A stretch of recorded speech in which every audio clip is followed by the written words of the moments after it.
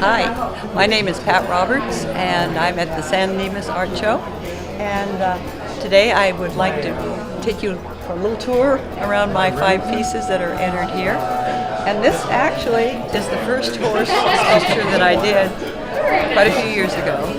And it has a very unique patina on it. Patina is the coloration. And if you notice, there's another one over there called Cowgirl Up. And this one has sort of a brown patina on it, and it's very different from the green. And it's a cowgirl working a cow and depicting cutting. And this is like something that's done in the West. And actually, I compete in cow working classes. And then this piece here is called Mexican Vaquero. And this is a very, very typical Mexican cowboy or charro, and he's got his loop all ready, and he's about to go and throw a loop and catch a cow. Hi, I'm George Lockwood. I actually don't have a degree in art. I have a degree in ed business. I started painting several years ago. I basically paint subjects that I like. This one right here is a landscape. This is Shoreline Park, just north of Santa Barbara, California. These are very pretty cliffs. The sunset only hits them in the winter months, so that's the time to go see that scene. And it's fun to paint. Nice colors, nice feel to it. This painting here is the Mission in Carmel, California. One of my favorite missions. The tricky part there, for me, you want to paint architecture, everything's square, correctly even, but some of the old missions, the architecture was done by hand. So for instance, this was not really symmetrical, so I had to, in an effort to make it look right, I kind of split the difference between how it actually was and to try to make it look correct architecturally wise. Hello, my name's Robert Rodriguez. I'm an illustrator usually, but this is the first art show I've ever been in where I've done paintings specifically for a gallery or for the show. This painting was an allegorical painting of San Gabriel Valley. I call it San Gabriel Allegory. It's the sort of the symbolic Gabriel Valley and the history of it, and the plants, the fruits and the flowers that they were originally growing there when it was established.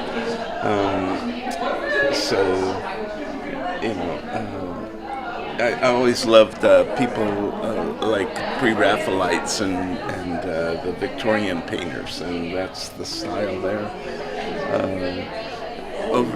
Over here, I've always wanted to do the waves just close up, not the big crashing waves that you normally would see, but right at the beach when the little foam crashes up, and so I went out and did close-ups of that and photographs, and then worked from the photos. And as I was painting them, I've also been doing paintings of bundled fabric. It's something I've done for years as an illustrator, since the 70s or 80s. And I started thinking how similar the waves were to the bundled fabric. So down here, like this one is Zuma Beach. I went to Zuma, place I used to go when I was a kid all the time. This one's Huntington Beach. I shot photos there, and this is Seal Beach, where my studio is, but it's not the beach, it's just my studio, and it's cloth. Good morning, welcome to the show. My name is Angela Koenig, and I'm here showing some of my vibrant paintings. I have some pastels here, and I also have some monotypes, which I've done actually, like this particular one, is done on a printing press. It's the work is completed on an acrylic plate. I run it through a press. It comes out, all the background is there, and then I take a look at the picture and see what emerges from the picture, and then I draw over it with pastels. I have a couple of those here. My pastels I typically do on a sanded board so that I can get multiple layers and have the vibrancy of color come through. Pastels are great that way because they really reflect the light really well and is really good for that. So, and then I have a couple of acrylics here as well that I like to put a lot of texture on, and I paint on a clay board. My name is Marilyn Solomon, and for 48 years I've been doing batik, which is a wax resist. It's an ancient art form, started in Indonesia. Well, it grew to prominence in Indonesia, and you draw on silk with hot wax, and where you put the wax the dye won't go. And my batiks might have from 10 to 65 dye baths, and you iron out the wax at the very end. And I'm using a tool to draw called a janting. It looks like a miniature teapot on a stick, and I dip that into hot wax, and it comes out as a fine line or a dot. I'd like to show you some of my work. This piece was inspired by where I live. There's egrets, my favorite bird, roosting in trees. We live at Lake of the Pines in Northern California, and they roost in the trees across the street from the lake where we are, and it inspired me to do this piece. And you can see the detail here. That's done by drawing with that tool that I described. So it's very fine lines, and that's really the only way that you can do it, is with that tool.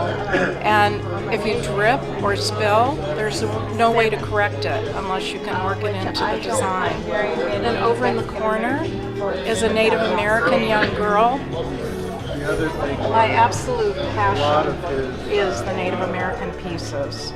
And in Auburn, where I live, there's a powwow. So a lot of my material is from that powwow. I ask So it kind of makes sense then. and I talk with the Native American if I can, watch her dance. And in this case, she was chanting a prayer, and she was preparing to do a special dance which links her to her ancestors. Hi, I'm Marian Fortunati, and I'm really happy to be here in San Dimas at the art show. I have paintings. I'm an oil painter, and I think what I like best about painting is not just trying to create, but going to different places. Like we went up to the Monterey area, so this is Point Lobos, and got to paint there. And this is near Bishop. It's in the Owens Valley. So, trying to paint and sitting in a place and absorbing it makes that painting mine. So hopefully somebody else will come by and be able to enjoy the area as well. Hi, I'm Sharon Weaver. I paint landscapes. I enjoy doing plein air, which is painting outside on location. And I have a number of paintings here that I've done on location.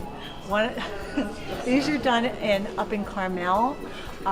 As you can see, this is done usually in one sitting, usually a morning, sometimes in an afternoon.